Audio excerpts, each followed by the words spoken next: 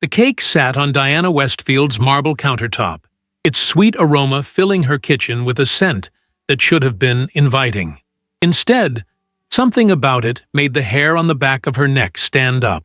Mother's intuition, she called it. The same feeling that had kept her son safe all these years was now screaming that something wasn't right. Diana had survived too much in her 55 years to ignore these warnings, especially when they concerned her only child, Christopher. Diana stood in her elegant kitchen, morning light streaming through large windows that overlooked her meticulously maintained garden. She absently twisted the diamond wedding band she still wore 5 years after her husband's passing, a habit that surfaced whenever she was deep in thought. Her honey-brown bob, freshly styled, framed a face that had aged gracefully, with expressive eyes that missed very little and high cheekbones that had served her well in business negotiations over the years. The white blazer she wore over a silk blouse spoke of the meeting she'd attended earlier that morning, another acquisition for Westfield Enterprises, the company she'd built alongside her late husband and now ran with unwavering determination. A peace offering, Christopher had said when he dropped off the cornbread cake that morning. The hopeful look in his eyes had been almost childlike. "Vanessa made it especially for you, Mom. She's really trying." Diana hadn't had the heart to tell him what she really thought of his wife's sudden gesture of goodwill. After 2 years of marriage, this was the first time Vanessa had made any genuine effort to connect with her. 2 years of watching her son drift further away, manipulated by a woman who had appeared in his life suspiciously soon after he'd been featured in Boston's 30 Under 30 list as the heir to the Westfield fortune. The phone call she'd received last night still echoed in her mind. Christopher's voice had been strained as he relayed Vanessa's latest complaint. "Mom, Vanessa was crying again last night. She says you completely ignored her at Sunday dinner when she asked about your charity foundation. She's really hurt." Diana had bitten her tongue rather than point out that Vanessa had been on her phone throughout most of the meal, looking up only occasionally to shoot conspiratorial glances at her supposed brother, Blake, who seemed to accompany the couple everywhere. The so-called siblings shared no physical resemblance whatsoever. He with his dark features, and her with strawberry blonde hair and pale skin. Their story about being raised by a grandmother after their parents died conveniently eliminated any family members who might contradict their relationship. Diana picked up a silver cake knife from her drawer, its weight reassuring in her hand. The cornbread cake was beautifully made, with a swirl of cream cheese and what looked like guava preserves in the center.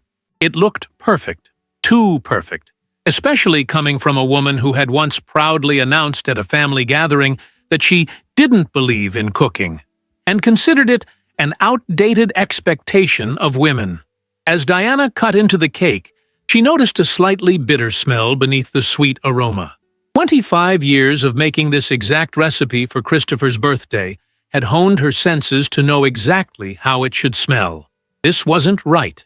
She set the knife down and moved the cake to the far corner of the counter, her mind racing.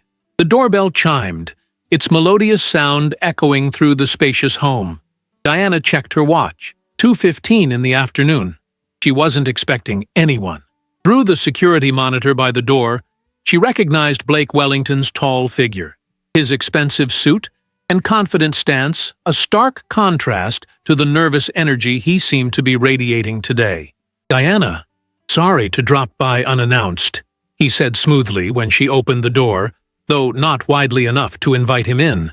"Vanessa thinks she left her wallet here yesterday when she and Christopher stopped by." Diana's eyebrow arched slightly. "Christopher and Vanessa weren't here yesterday, Blake." A flicker of something, alarm, crossed his face before his practiced smile returned. "Oh, my mistake. Must have been the day before. Mind if I check?" "She's quite worried." Diana studied him for a moment, her mind working quickly. "Actually, I was just about to have some coffee. Why don't you join me? I have that cake Vanessa sent over this morning." "I really shouldn't. I'm in a bit of a hurry," he replied, checking his watch. "I insist," Diana said, her tone leaving no room for argument as she stepped back, finally opening the door wider. "It will only take a few minutes, and I've been wanting to speak with you anyway, about Christopher and Vanessa." "Oh, Kathy." The mention of a conversation about the couple seemed to catch his interest, and reluctantly, he stepped inside. Diana led him to the kitchen, her heels clicking rhythmically on the marble floor. She could feel his eyes taking in the details of her home, the original artwork, the antique furniture pieces, the subtle signs of wealth that wasn't flashy, but was substantial. "Beautiful place," he commented, settling onto one of the kitchen island's bar stools. "Very tasteful." "Thank you," Diana replied, turning her back to him as she prepared 2 cups of coffee. "My late husband and I designed it together. He had exceptional taste." She placed a steaming cup in front of Blake, noting how his eyes drifted to the cake on the counter. "You know," she continued conversationally, "I was just thinking about what a coincidence it is that you and Vanessa both ended up in Boston. You mentioned you grew up in Seattle, right?" "Portland, actually," he corrected quickly. Too quickly. Diana remembered distinctly that Vanessa had mentioned Seattle multiple times. "My mistake," she smiled, sliding a plate with a generous slice of the cornbread cake in front of him. "You must try this. I rarely get to enjoy Vanessa's baking. She's never made anything for me before." Blake looked at the cake, then back at Diana. "You haven't tried it yet?" "I was waiting for the coffee," she lied smoothly, pouring herself a cup but making no move to cut a slice for herself. "Please, I insist. Tell me what you think." Something in her steady gaze must have made refusing difficult. Reluctantly, he picked up the fork and took a bite. "It's good," he said after swallowing. "Very sweet." "Vanessa must have gotten my recipe from Christopher," Diana mused, watching him take another bite. "I've made this for his birthday every year since he was a child." Blake nodded, finishing the slice with surprising speed. He checked his watch again. "I should really go look for that wallet." "Of course," Diana said, making no move to help him search. "Though, as I said, they weren't here yesterday. Or the day before, actually. It's been over a week since I've had them over." Blake stood, his forehead suddenly beading with perspiration despite the perfectly regulated temperature in the house. "Maybe she left it another time," he said, his words slightly slurred. I don't feel—" Diana watched him calmly, maintaining her distance as he gripped the counter for support. "Not feeling well, Blake? Perhaps you should sit down." "What's in the—" he began, but couldn't finish as he slumped back onto the stool, his face suddenly pale. "I think you should call Vanessa," Diana suggested, sliding his phone toward him across the counter. "Tell her you ate the cake she made for me." The panic in his eyes told her everything she needed to know. With trembling fingers, he dialed, and Diana could hear Vanessa's voice answer brightly on the other end. "Blake, did you find it?" "Vanessa," he managed, his voice weak. "I ate the cake. The one you made for Diana." The silence on the other end of the line was deafening. Then, "You did what?" Diana took the phone gently from his weakening grip. "Hello, Vanessa. This is Diana. I think you and I need to have a conversation about what exactly you put in that cake you sent me. Blake isn't looking very well." The call ended abruptly. Diana calmly walked to her landline and dialed 911. "I need an ambulance," she said clearly into the receiver. "And the police. I believe I've just witnessed an attempted murder." She gave her address, then hung up and returned to Blake, who was now slumped over the counter, conscious but clearly in distress. "Why?" she asked him simply. His eyes, clouded with pain, met hers. "The company," he whispered, "worth millions. Christopher would inherit everything. And then he would have had an unfortunate accident too," Diana finished for him. "How convenient that would have been for you and Vanessa." The distant wail of sirens grew louder as Diana Westfield stood in her kitchen, watching the man who had planned her death struggle to remain conscious. The mother's intuition that had saved her life now turned to her son, and the heartbreak that awaited him when he discovered the truth about the woman he had married. By 7 o'clock that evening, Diana's immaculate living room had become an impromptu police command center. Officer Ryan Daniels sat across from her, his broad shoulders hunched slightly as he reviewed his notes for the third time. The distinguished officer, with salt and pepper hair at his temples that belied his 38 years, had been thorough in his questioning, his deep voice reassuringly professional as crime scene technicians moved methodically through her kitchen. "Mrs. Westfield, I understand this is difficult," he said, his pen poised over his notepad, "but I need you to walk me through your suspicions about your daughter-in-law one more time. What specifically made you believe the cake was poisoned before Mr. Wellington consumed it?" Diana took a measured sip from her water glass, her hand steady despite the chaos of the day. The elegant living room with its cream-colored sofas and carefully curated art collection seemed at odds with the gravity of their conversation. "Officer Daniels, I've been making that cornbread cake for my son for 25 years. I know exactly how it should smell." This one had a distinct bitter undertone. "Dirty," she set her glass down on a coaster, leaving no ring on the polished wood of her side table. But more importantly, it was the timing. After 2 years of barely acknowledging my existence, except to turn my son against me, Vanessa suddenly sends a homemade cake? The same week I finalized changes to my will and company succession plan? Officer Daniels raised an eyebrow. "You recently changed your will?" "The board meeting was yesterday morning.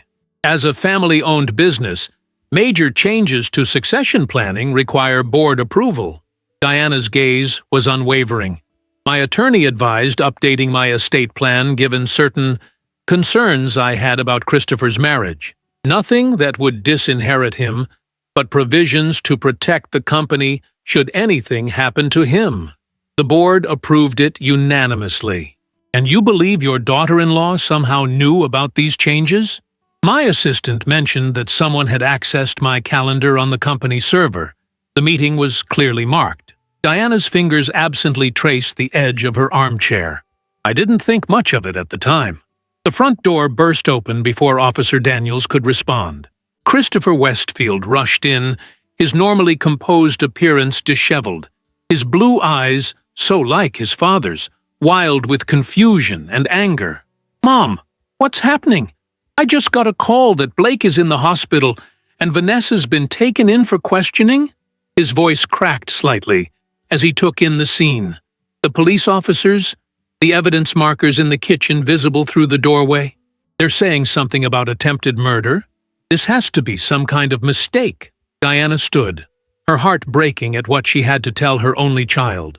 She'd protected him all his life, from schoolyard bullies to predatory business partners, but she couldn't shield him from this truth. "Christopher," she said gently, moving toward him, "sit down, sweetheart." "I don't want to sit down. I want someone to explain what's going on." He ran his hands through his dark hair, a gesture so reminiscent of his father that Diana felt a pang of loss even after all these years. "Vanessa called me crying, saying the police have it all wrong, that you've turned them against her somehow." Officer Daniels stood, his notepad forgotten. "Mr. Westfield, I'm Officer Ryan Daniels. Your mother has reason to believe that the cake your wife sent over this morning was poisoned. Mr. Wellington consumed a piece and became violently ill. He's currently in intensive care at Boston General." Christopher's face drained of color. That's impossible. Vanessa wouldn't, she couldn't. Preliminary tests on the cake have detected traces of a compound consistent with rat poison. Officer Daniels continued, his tone professional but gentle. "We're waiting on the lab for final confirmation, but Mr. Wellington's symptoms align with ingestion of such a substance." "No," Christopher whispered, finally sinking onto the sofa. "There has to be another explanation. Maybe it was an accident. Maybe she used the wrong ingredient without realizing." Diana sat beside her son, not touching him yet, giving him space to process. "Christopher, there's more. When Blake was here, before the ambulance arrived, he said something. About the company. About your inheritance." Christopher's head snapped up. "What are you talking about?" "He implied that they had a plan. That after I was gone, something would happen to you as well." The words felt like broken glass in her mouth, but Diana forced them out. The truth, no matter how painful, was all they had now. Officer Daniels cleared his throat. "Mr. Westfield, we've been investigating Mr. Wellington's background. He is not, as he claimed, your wife's brother. His real name is Blake Wellington, and he has a history of fraud charges in California. He was never convicted, but the pattern is concerning." Christopher shook his head vehemently. "No, that's not. They grew up together. Vanessa told me all about their childhood, about their grandmother who raised them after their parents died. We can find no record of this grandmother," Officer Daniels said quietly. "No death certificates for parents with their names, no adoption records, nothing to substantiate their claimed relationship. What we did find, however, were several photographs online from 3 years ago showing them in romantic situations in Miami." Christopher stood abruptly, pacing the room like a caged animal. "This is insane. All of it. Vanessa loves me. We're happy together." "Are you?" Diana asked softly. "Or has she been gradually isolating you, turning you against me, against your old friends? When was the last time you spoke to James or Michael? Your friends since college?" Christopher's steps faltered. James and Michael, once fixtures in his life, had indeed fallen away in the past 2 years. Vanessa had always had a reason why they shouldn't meet up, why they weren't good influences. "That doesn't mean anything," he said, but his voice lacked conviction. "Christopher." Diana stood and finally approached her son, gently placing her hands on his shoulders. "I know you don't want to believe this. I know how much you love her. But I need you to think clearly now. Has Vanessa shown any unusual interest in your inheritance? In the company? In my will?" He tried to pull away, but then stopped, a memory surfacing. She did ask last week if I was still the sole beneficiary of your estate. She said it was because she was updating our own wills and needed to know for the paperwork." Diana nodded, her heart heavy. "And Blake? How often is he around? Does it seem normal to you that your wife's brother is present at almost every family gathering? Every dinner? Every holiday?" Christopher's face crumpled slightly. "She said they were close, that after losing their parents, they promised to always be there for each other." "And have you ever met anyone else from their past? Any childhood friends, distant relatives, former teachers?" The question hung in the air, unanswered but telling. Officer Daniels's phone buzzed. He stepped away to answer it, speaking in low tones before returning to them, his expression grave. "That was the hospital. Mr. Wellington is conscious and has asked to speak with us. He's offering information in exchange for consideration in charging." He looked directly at Christopher. "And Mrs. Crane is asking specifically to see you, Mr. Westfield. She's refusing to speak to anyone else." Christopher looked torn, his world visibly crumbling around him. "I need to see her. I need to hear her explanation." "Christopher, no." Diana gripped his arm. "She's manipulating you, just as she has been from the beginning." "I have to know the truth, Mom." He pulled away, his voice breaking. "I have to hear it from her." Officer Daniels intervened. "Mr. Westfield, seeing your wife right now would compromise the investigation. However, we can arrange for you to observe her interview from another room. Would that be acceptable?" After a moment of internal struggle, Christopher nodded stiffly. "I'm coming too," Diana said firmly. "Mom, I don't think—" "I'm coming," she repeated, meeting her son's gaze with the same determination that had built a business empire. "Whatever we learn, we face it together." 3 hours later, Diana sat beside her son in a small observation room at the police station, watching through one-way glass as Vanessa Crane sat across from Officer Daniels and a female detective. Gone was the perfectly coiffed, confident woman who had systematically worked to drive a wedge between Diana and her son. In her place sat a disheveled figure with smeared makeup and calculating eyes that darted continuously to the mirror, as if she could see through it to Christopher. Mrs. Westfield, Officer Daniels had said earlier, I should warn you that these interviews can be difficult to watch, especially when they involve family members. Diana had straightened her spine, her gaze steady. Officer Daniels, I've been watching that woman manipulate my son for 2 years. Nothing she says now could possibly be more painful than that. She'd been wrong. As Vanessa began to speak, weaving a tale of how Diana had mistreated her, how Blake had acted independently, how she was an innocent victim in all this, Diana felt each lie like a physical blow, not for herself, but for her son, whose face grew paler with each fabrication. She hated me from the beginning, Vanessa was saying, tears strategically falling. She never thought I was good enough for Christopher. She threatened to change her will if we didn't divorce. I only made that cake as a peace offering. Christopher's hands clenched into fists on his knees. Diana placed her palm gently over one of them, saying nothing. There were no words that could ease this kind of betrayal. Then, Officer Daniels placed a tablet on the table, turning it to face Vanessa. Ms. Crane, we've been provided with some interesting information about your relationship with Mr. Wellington. Would you care to explain these photographs? The color drained from Vanessa's face as she stared at the screen. The detective swiped through several images, Vanessa and Blake on a beach, embracing in ways that left no doubt about their relationship. Vanessa and Blake at what appeared to be a luxury resort, toasting with champagne, the two of them kissing outside a hotel room door. These were taken 8 months ago in Barbados, the detective said calmly, during what you told your husband was a girls' trip with college friends. Another swipe.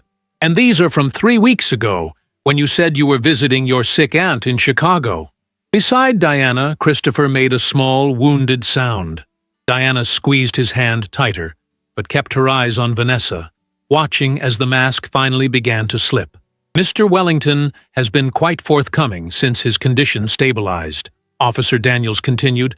He's provided some very detailed information about your plans together. Would you like to hear what he's told us? Or would you prefer to give us your version first? Vanessa's eyes darted wildly around the room, her mind visibly calculating her options. When she finally spoke, her voice had lost its tearful quality, replaced by something harder, colder. Whatever Blake said is a lie. He was obsessed with me, has been for years. He found out I was happily married and couldn't stand it. He's trying to ruin my life out of jealousy. The female detective leaned forward. So, you're maintaining that you had no knowledge of the poison in the cake? That you didn't plan with Mr. Wellington to eliminate your mother-in-law and eventually your husband to gain control of Westfield Enterprises? Of course not. Vanessa's voice rose. That's insane. I love Christopher. In the observation room, Christopher finally broke. Turn it off, he whispered. Please, I can't watch any more of this. Diana nodded to the technician, and the audio feed was silenced, though the video continued. They watched in silence as Vanessa's expressions cycled through indignation, calculation, and finally, seeing that her performance wasn't working, cold anger. She never loved me, Christopher said softly, his voice hollow. Any of it. It was all about the money. Diana turned to her son, cupping his face in her hands, as she had when he was a little boy with scraped knees. Not all of it, sweetheart. No one could spend time with you and not come to love you for who you are.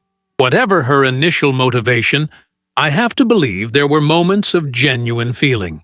Christopher looked away, tears streaming silently down his face. How did I not see it? Any of it? Because you have your father's heart, Diana said simply. You see the best in people. You trust. You love openly. Those are beautiful qualities, Christopher. Don't let her take them from you. Through the glass, they watched as Officer Daniels placed handcuffs on Vanessa Crane, reading her rights as she was led from the room, her face a mask of cold fury. What happens now? Christopher asked, his voice small in the quiet room. Diana took a deep breath.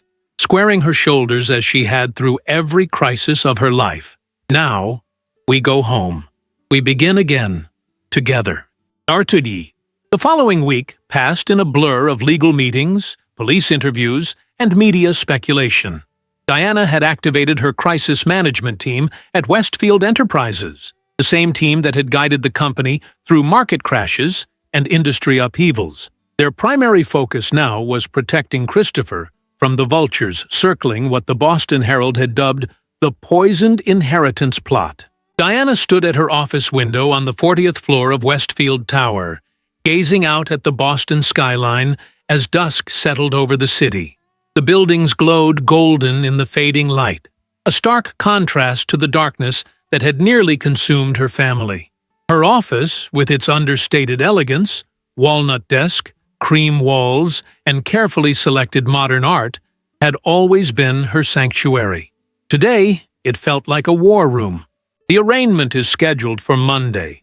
Elizabeth Chen, Westfield's chief legal counsel, said from her seat at the conference table. At 57, Elizabeth had been Diana's friend and advisor for over 20 years, her sharp legal mind matched only by her unwavering loyalty. Both Vanessa and Blake are being held without bail, given the severity of the charges and flight risk assessment. Diana nodded without turning from the window. And the press? Marcus Reynolds, head of public relations, cleared his throat. We've issued the statement as discussed. Minimal details, expression of shock, request for privacy, full cooperation with authorities.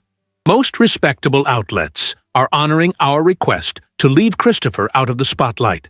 Most, but not all, Diana said, finally turning to face her team. She picked up a tabloid from her desk, its garish headline screaming, "Honey Trap Marriage.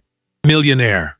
Heir duped by gold-digging bride and fake brother." Marcus winced. "I'm sorry, Diana. We're monitoring social media and working with Christopher's building to keep photographers away from his apartment." Diana tossed the tabloid into the trash with practiced disdain. "And the company? Are the shareholders getting nervous?" "There was some initial volatility," reported Sophia Abrams, Westfield's CFO. "But once we clarified that neither the company operations nor leadership were affected, the market stabilized. Your quick action in this crisis has actually reinforced confidence in management." Diana allowed herself a small nod of acknowledgement. In business, at least, she knew how to navigate treacherous waters. It was her son's emotional state that concerned her more deeply than any stock fluctuation. "How is Christopher doing?" Elizabeth asked gently, voicing the question that hung in the air. Diana sank into her chair, allowing herself a rare moment of vulnerability before the people she trusted most. "He's devastated, humiliated, angry, all the things you'd expect." She pinched the bridge of her nose, fighting back the exhaustion that threatened to overwhelm her. "He's staying at my house for now. Can't face their apartment yet. Hasn't been sleeping much." "Has he spoken about what happened?" Marcus asked. "Barely. He's focusing on the practical aspects. The divorce filing, changing security protocols at his office, canceling their joint accounts." Diana's voice softened. "But the emotional reckoning?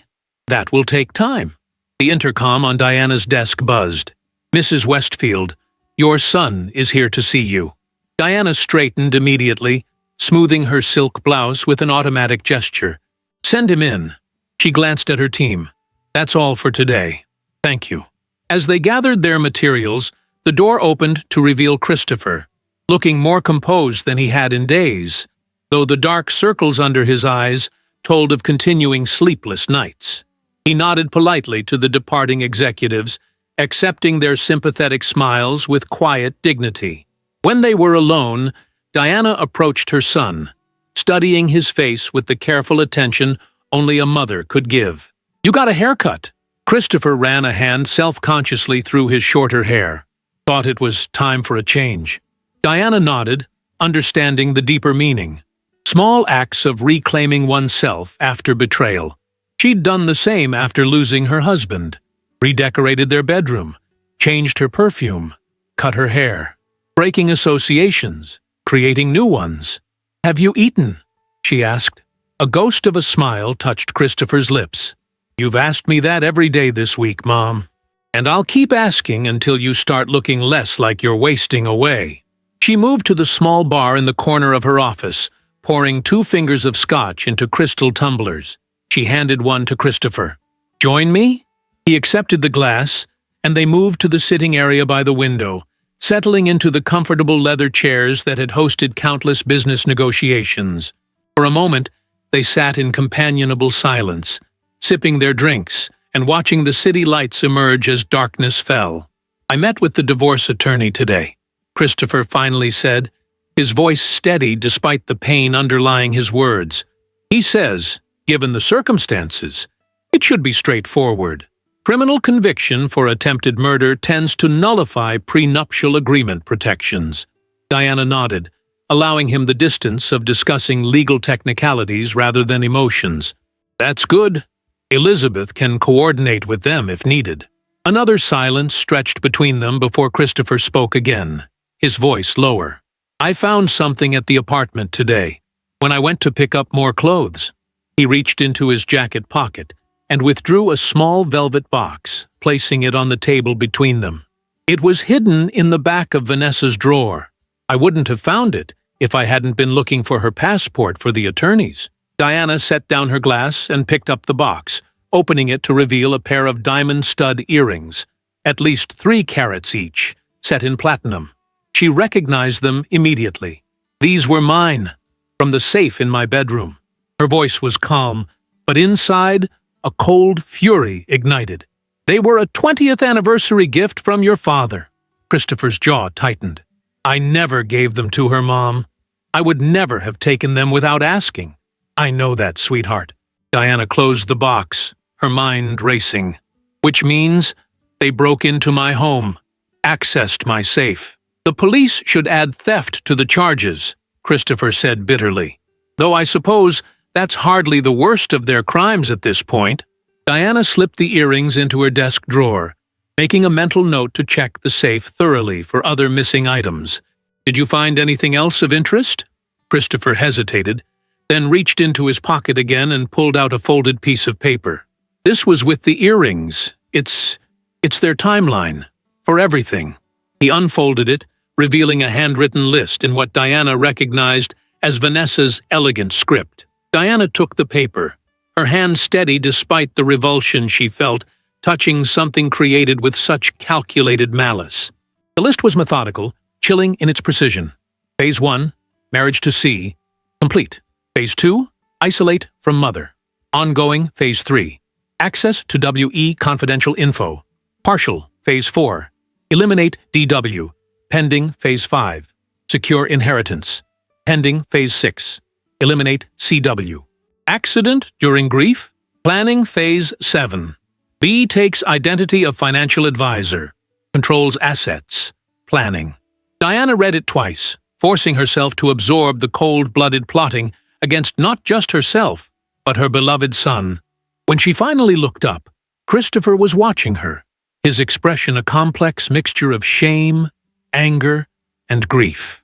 "I was nothing but a stepping stone to them," he said quietly, "a means to an end." Diana set the paper down carefully, as if it might contaminate everything it touched. "No, Christopher, you were an obstacle, one they couldn't simply eliminate immediately without raising suspicion." She leaned forward, holding his gaze. "But you were also the one thing they didn't account for in their plan." "What do you mean?" "They underestimated you, your intelligence, your resilience." Diana's voice grew stronger. "And they certainly underestimated the bond between us. They thought they could turn you against me so completely that you wouldn't question Vanessa's sudden concern for my well-being." Christopher looked away, shame washing over his features. "But they nearly succeeded, Mom. I did turn against you. I believed her when she said you were being difficult, being prejudiced against her for no reason." "You believed your wife," Diana corrected gently, "as any good husband would. There's no shame in that, Christopher. There is, when I ignored all the warning signs, when I dismissed your concerns as mere overprotectiveness. He set his glass down with more force than necessary. God, when I think of how I spoke to you sometimes, defending her, that's exactly what they wanted, Diana said firmly. To use your loyalty against you, to use your good heart as a weapon. She reached across and took his hand. But here's what they failed to understand, what they could never understand. Real love, the kind we have as family, isn't so easily broken. It bends, it strains, but it holds. Christopher's grip tightened on hers, his eyes suspiciously bright. I don't know how to trust my judgment again, Mom. How do I ever trust myself to recognize genuine love after this? The question hung between them, weighted with pain that couldn't be easily dismissed with platitudes. Diana considered her response carefully. After your father died, she began slowly, I felt something similar. Not betrayal, of course, but a fundamental shaking of my foundations. The future I had counted on was gone. The partnership I had built my life around had vanished. She gazed out at the city lights, remembering. I questioned every decision, doubted my ability to run the company alone, wondered if I could ever feel secure again. Christopher watched her, his attention complete. Diana rarely spoke of the dark period after his father's death. What changed? He asked. Time, work, purpose. Diana turned back to him, and remembering who I was before the loss, the core of me that remained, even when everything around me had changed. I'm not sure I know who I am without her now, Christopher admitted, the words clearly difficult to speak aloud. 2 years of my life, Mom. 2 years believing I was building a future with someone who was plotting my death. Diana felt a surge of maternal protectiveness so fierce it nearly took her breath away. You are Christopher James Westfield. You are brilliant, compassionate, and stronger than you know. You are your father's son, and my greatest joy. Her voice was unwavering. One day, not today, not tomorrow, but one day, this will be a chapter in your story, not the whole book. Something in her words seemed to reach him. He straightened slightly, a flicker of his old self visible beneath the pain. The police want me to testify at the trial. Will you? He nodded, resolve hardening his features. I need to look them in the eyes. Both of them. I need them to see that they didn't destroy me. Pride swelled in Diana's chest. Then that's what we'll do. We? You didn't think I'd let you face that alone, did you? Diana raised an eyebrow. Where you go, I go. That's the deal. For the first time in days, Christopher's smile reached his eyes. Like when I was 7 and refused to go to the dentist unless you got a checkup too? Exactly like that, except with fewer lollipops at the end, I expect. Diana stood, smoothing her skirt. Now, I'm famished, and I know for a fact that you haven't had a proper meal today. Dinner at Marcello's? Your father always said their osso buco could cure any ailment. Christopher stood as well, the weight on his shoulders seeming marginally lighter. I'd like that. As they gathered their things to leave, Christopher paused at the door.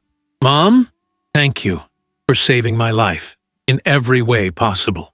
Diana cupped his cheek gently, seeing in him both the man he'd become and the boy he'd been.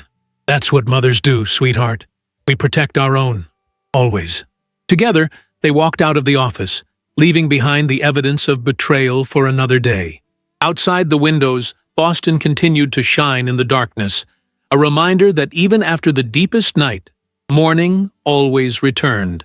3 months later, the Westfield family conference room had been transformed for final trial preparations. Case files and legal briefs covered the long mahogany table where business deals were typically negotiated. Large boards displayed timelines and evidence photographs, while yellow legal pads filled with handwritten notes were stacked at each chair. Through the floor-to-ceiling windows, autumn painted the Boston Common in fiery oranges and deep reds, a stark contrast to the clinical atmosphere inside. Diana entered carrying 2 cups of coffee, her heels clicking rhythmically on the hardwood floor. She wore a perfectly tailored navy suit, her battle armor for the difficult day ahead. Christopher sat with the prosecution team, his head bent over documents as they reviewed his testimony one final time. The district attorney, Victoria Mendez, a formidable woman in her late 40s with a reputation for being meticulous and unrelenting, was explaining a point of procedure to him. "Remember," she was saying, "defense counsel will try to paint you as vengeful, as someone who couldn't accept that his wife had a close relationship with her brother. They'll suggest you collaborated with your mother to frame them both out of jealousy." Christopher nodded, his expression grim but composed. In the months since the arrest, Diana had watched her son rebuild himself piece by piece. The initial shock and devastation had hardened into something resolute. He had thrown himself into work, finding solace in the structured problems of engineering that his role as Westfield's technical director provided. He had started therapy, at Diana's gentle insistence. He had even, just last week, laughed genuinely at a dinner with old college friends who had rallied around him.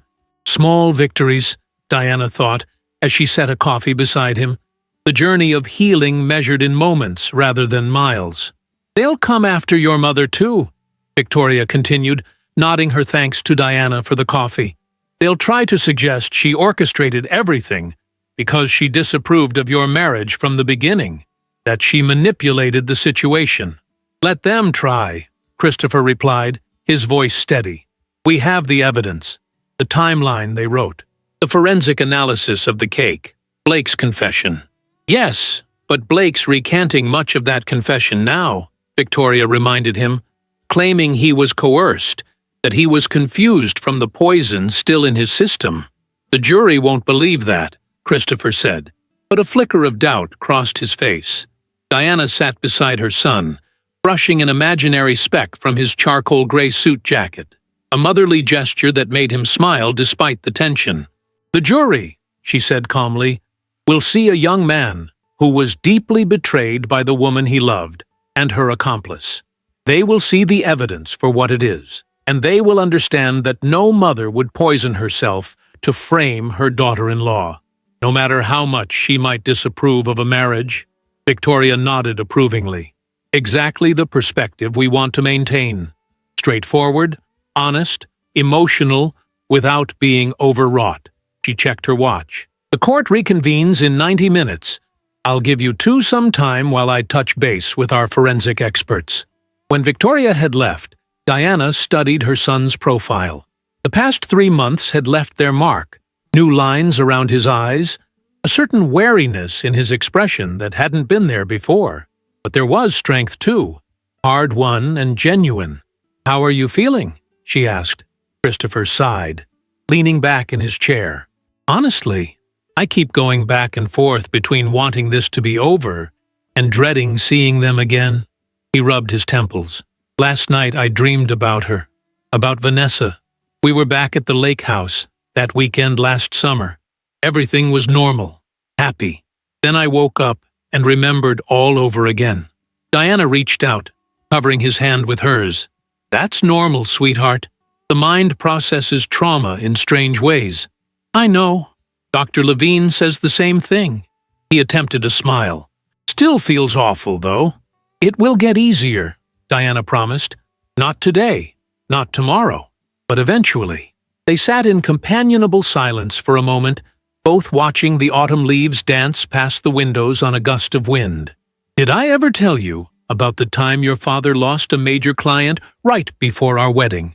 Diana asked suddenly. Christopher looked up, surprised by the change of subject. "No, I don't think so. Reynolds Manufacturing. It would have been the biggest account your father had landed at that point. He worked on the pitch for months, was absolutely certain he had it in the bag." Diana smiled at the memory. 2 weeks before our wedding, they signed with a competitor. Just like that. All that work gone. What did Dad do? He was devastated. Questioned everything about his business approach, his capabilities. Started having doubts about whether he could provide for us, whether we should postpone the wedding. Diana's voice softened with the memory. "He came to my apartment looking like he'd been through war. Told me he'd understand if I wanted to reconsider marrying him." Christopher was fully engaged now, momentarily distracted from the trial preparations. What did you say? I told him he was being ridiculous, Diana chuckled. That I wasn't marrying his business prospects. I was marrying him. Then I ordered Chinese food, opened a bottle of wine, and made him tell me every single detail of what went wrong with the pitch. Did it help? By the end of the night, he had already started outlining a new approach for a different client. 6 months later, he landed an account twice the size of Reynolds. Diana squeezed her son's hand. Your father taught me something important that night, Christopher. Failure, even devastating, humiliating failure, isn't the end of the story unless you decide it is. Christopher absorbed this, nodding slowly. I get what you're saying, Mom, but this is different. Dad lost a client. I married a woman who was planning to kill us both. The circumstances are different, Diana acknowledged. The principle isn't. This terrible thing happened. It's part of your story now, but it doesn't define your whole story, and it certainly doesn't determine your ending. Before Christopher could respond, Victoria returned with Officer Ryan Daniels, now Detective Daniels, following a promotion partly due to his work on the Westfield case. Mrs. Westfield, Mr. Westfield. Detective Daniels greeted them with a respectful nod.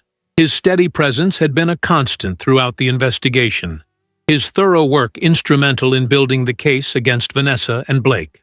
Detective? Diana returned the greeting warmly. Any updates? Actually, yes. He glanced at Victoria, who nodded for him to continue. We've had a significant development. Blake Wellington is offering a full confession in exchange for a reduced sentence. Christopher stiffened beside Diana. What kind of reduction are we talking about? Instead of attempted first-degree murder with special circumstances, which could mean life without parole, he's looking at 25 years with possibility of parole after 15, Victoria explained. In exchange, he provides complete testimony against Vanessa Crane, including details we haven't been able to confirm yet. Like what?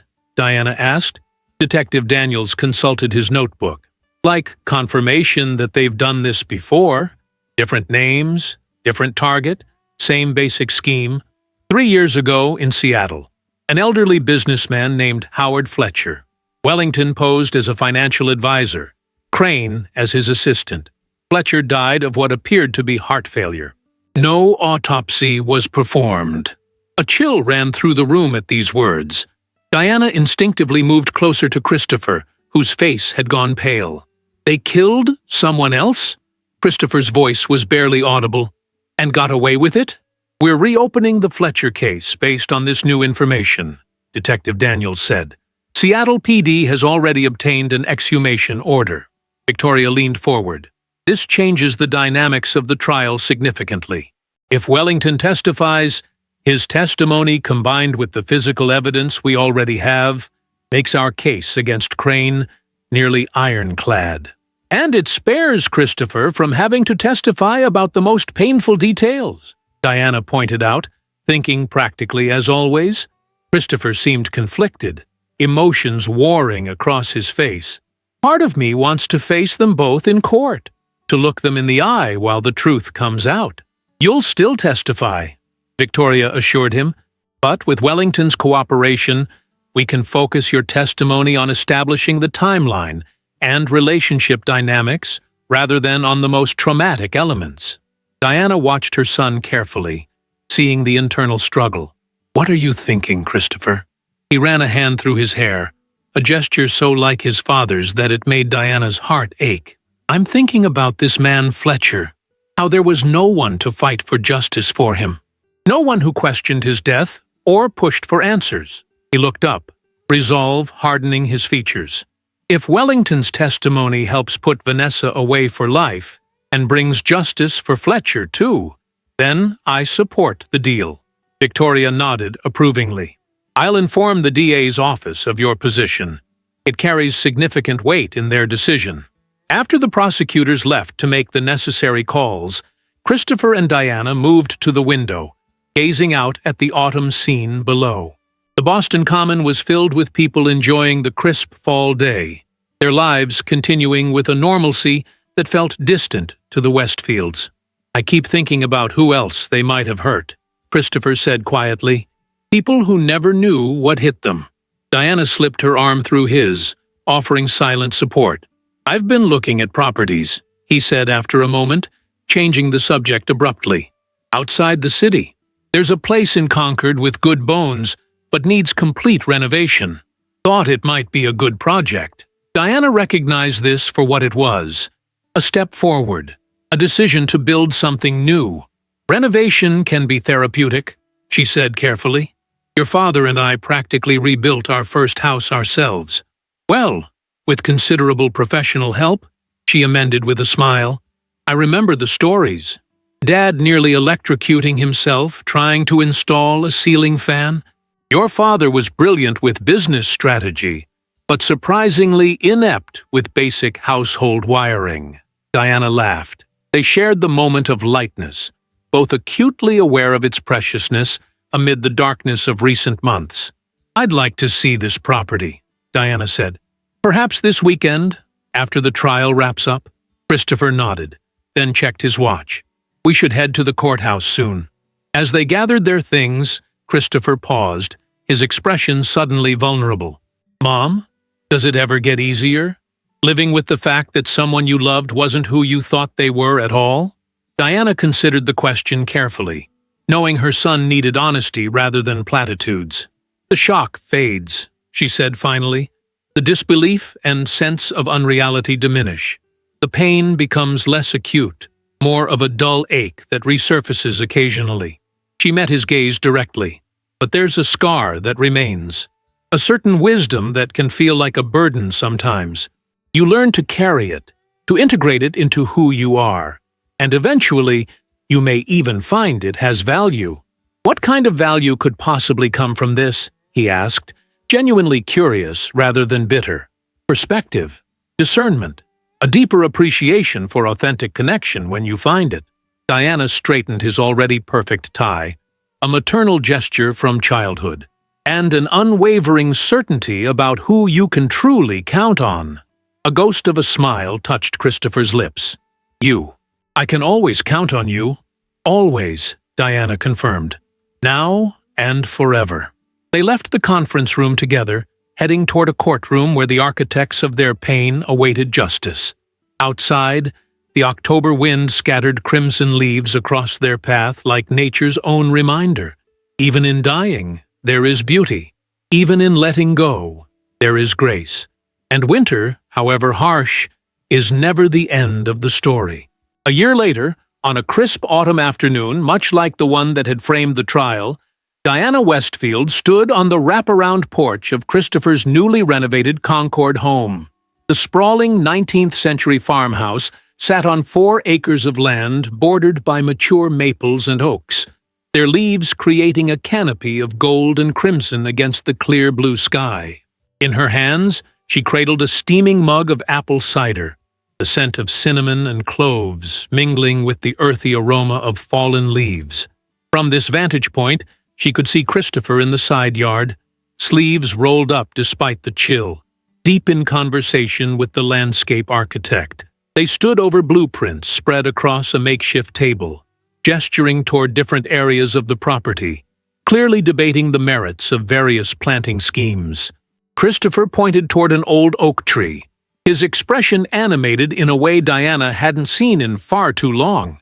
The transformation of the house had mirrored her son's own healing journey, both undertaken with deliberate care, both revealing unexpected challenges beneath the surface, both emerging stronger and more authentic than before.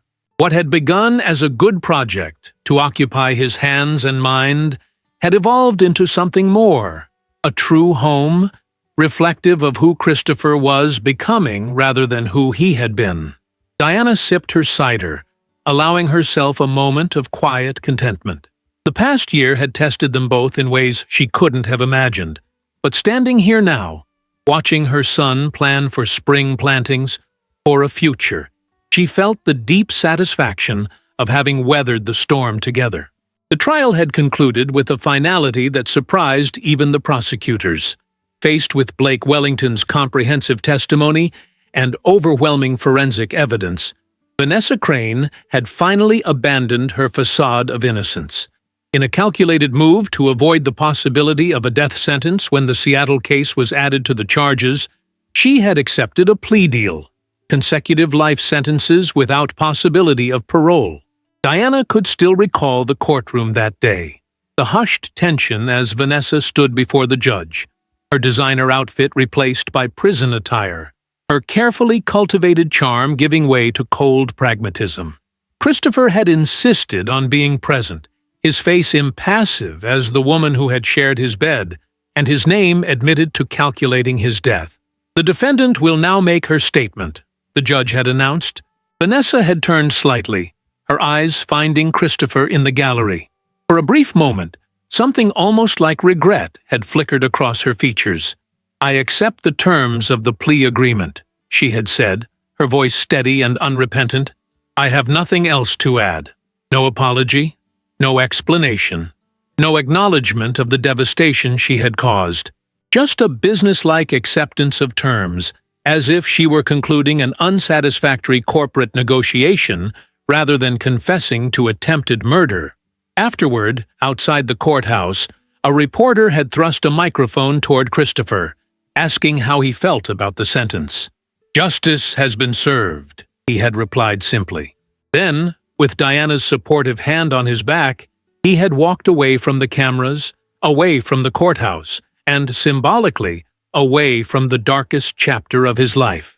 The sound of tires on gravel pulled Diana from her memories. A familiar silver Mercedes pulled into the circular driveway, and she smiled in recognition. Right on time, as always. "Christopher," she called out, "James and Rebecca are here." The renovation of the house had coincided with the renovation of old friendships. James Hughes, Christopher's closest friend since their undergraduate days at MIT, had been the first to break through the isolation that had characterized Christopher's marriage. Where once Vanessa had skillfully manufactured reasons to cancel plans or create conflicts with Christopher's friends, now there were regular dinners, impromptu gatherings, and the slow rebuilding of a social circle based on genuine connection. Diana descended the porch steps to greet the couple, accepting Rebecca's warm hug and the bottle of wine James offered. "The place looks amazing," Rebecca exclaimed, gazing up at the house with its freshly painted navy shutters and restored gingerbread trim. "I can't believe it's the same building we saw last winter." "Wait until you see inside," Diana replied. "Christopher's been obsessing over every detail." James chuckled. "Some things never change. Remember his senior design project? He redid the entire interface the night before presentation because the user experience wasn't intuitive enough, and still graduated top of his class," Diana noted with maternal pride.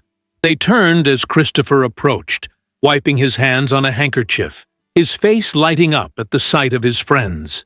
The ease with which he embraced James, the genuine warmth in his smile, these were the healing markers Diana had been watching for, counting like blessings. "Just in time," Christopher said. "I was about to fire up the grill." "Need any help?" James offered. "Absolutely. Someone needs to make sure I don't char the steaks beyond recognition." The men headed toward the back of the house, their conversation flowing with the comfortable rhythm of long friendship. Diana and Rebecca followed at a more leisurely pace, admiring the stone pathway that wound through newly planted herb gardens. "He seems good," Rebecca said quietly. "Really good." Diana nodded. "He has his moments still.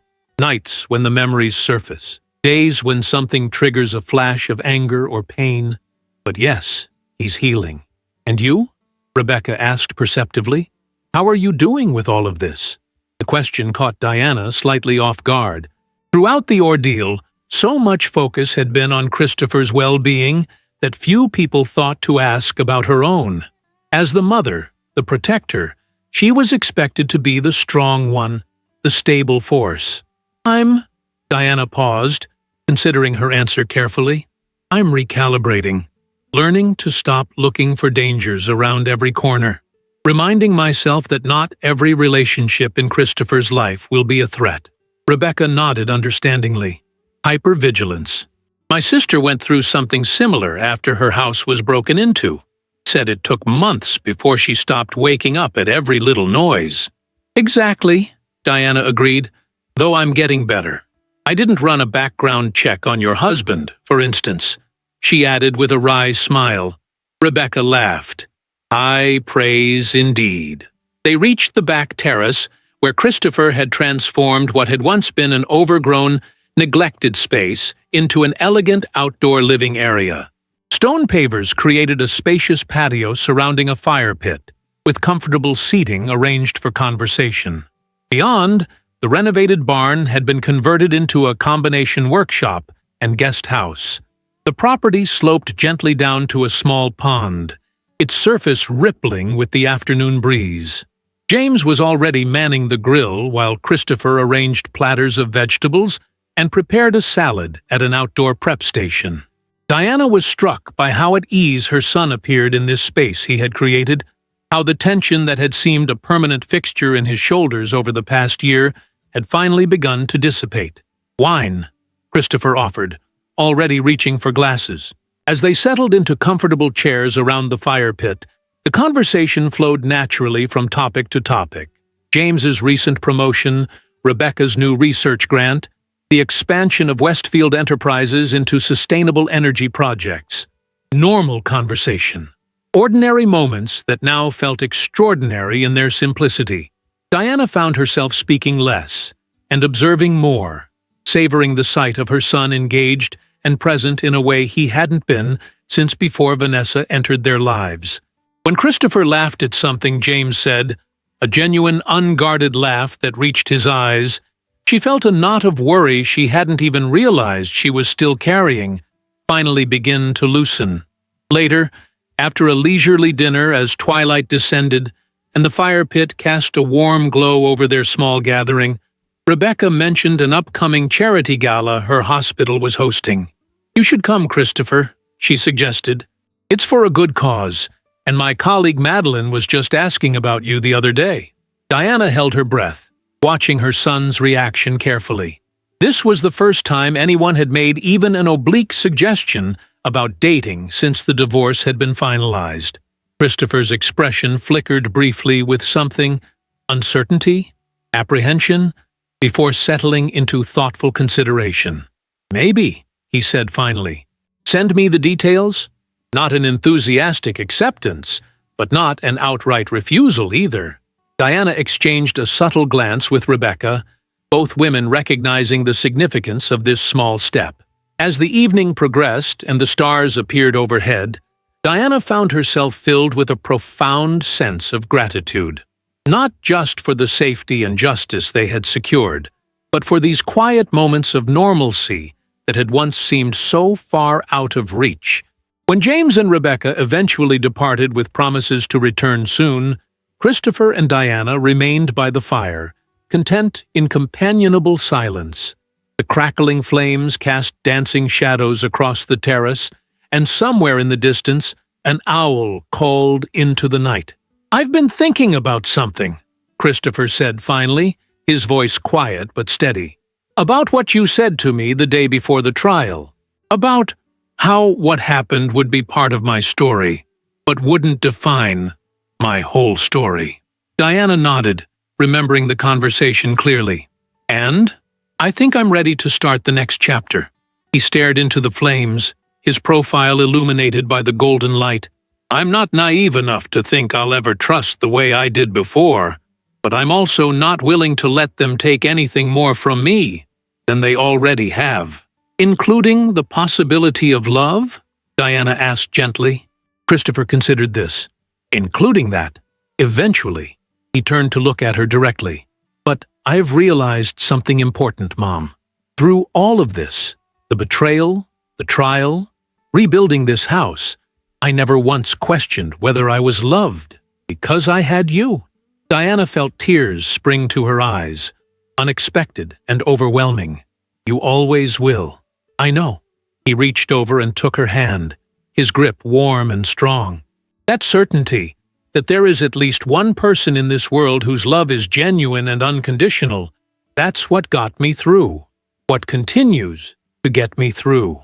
Diana squeezed his hand, unable to speak past the emotion tightening her throat. "Remember what you told me about Mother's intuition? The day everything happened?" Christopher asked. Diana nodded. "That it never fails. I've been thinking about that too. About how you sensed something was wrong from the very beginning. How you protected me even when I didn't want your protection." He gazed back toward the fire. "I think there's a kind of love that sees clearly even when everyone else is blind.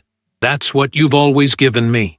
They sat in silence for a moment, the depth of feeling between them requiring no further words. Eventually, Diana rose and pressed a kiss to her son's forehead, just as she had done when he was a little boy. "It's getting late. I should head back to the city." Christopher stood as well. "Stay," he suggested. "The guest room is finally finished. We could have breakfast in the morning before you go." Diana smiled, recognizing this too as part of healing, her son finding comfort in her presence rather than chafing against it. "I'd like that." As they moved about the house, closing windows and turning off lights, Diana paused in the kitchen doorway, watching as Christopher methodically wiped down counters and stored leftover food in containers neatly labeled with dates. His home, his rules, his life, reclaimed piece by piece. Later, as she prepared for bed in the beautifully appointed guest room, Diana noticed a framed photograph on the bedside table that hadn't been there during her last visit. It showed 3 people on a boat: Christopher as a teenager, flanked by his parents, all of them laughing as wind tousled their hair. Diana picked it up, her fingers tracing the image of her late husband's face, remembering that perfect summer day on the Cape. Christopher appeared in the doorway, carrying an extra blanket. "Found that when I was going through some old boxes," he explained, seeing the photograph in her hands. "Thought it belonged here." Diana nodded, understanding the significance. In Vanessa's calculated design of their shared home, family photographs had been minimized, displayed only in the most formal, staged poses. This casual, joyful moment captured in time represented not just a memory, but a reclaiming of Christopher's history, his foundations. "It's perfect," she said, returning the frame to its place of honor. Christopher set the blanket at the foot of the bed and turned to go, then hesitated.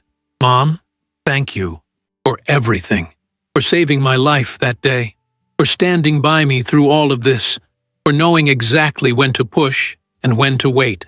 Diana crossed the room and embraced her son, this grown man who would always in some way be her little boy. "There is nothing, nothing in this world I wouldn't do for you," she said fiercely. "Never forget that." Later, as Diana drifted toward sleep in the quiet of the country night, so different from her city apartment, she found herself reflecting on the journey they had traveled. The poison meant to end her life had instead revealed the unbreakable strength of their bond. The plot designed to destroy them had ultimately failed because its architects had fundamentally misunderstood what they were up against. Not just a protective mother, not just a devoted son, but a love that could see through deception to truth, that could endure betrayal and emerge intact. Outside, an autumn wind stirred the trees, sending leaves cascading like rain in the moonlight. Inside, in rooms made safe by vigilance and reclaimed by courage, mother and son slept peacefully, their lives no longer threatened but richly, authentically lived. The next chapter had already begun. If you enjoyed the story, leave a like and subscribe to the channel. And drop a comment below. What city are you watching from? And if your heart tells you to, feel free to leave me a tip on Buy Me a Coffee. Just check the first pinned comment.